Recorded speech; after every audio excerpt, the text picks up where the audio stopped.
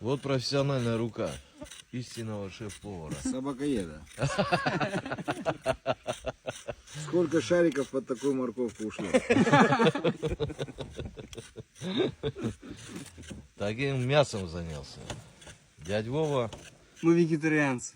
вегетарианцы? Да, мы вегетарианцы. да. Только собачку. Ты не собака, ты баран. Он их так, бля. Вот так вот сидим на дворе. Курдах сейчас будем делать.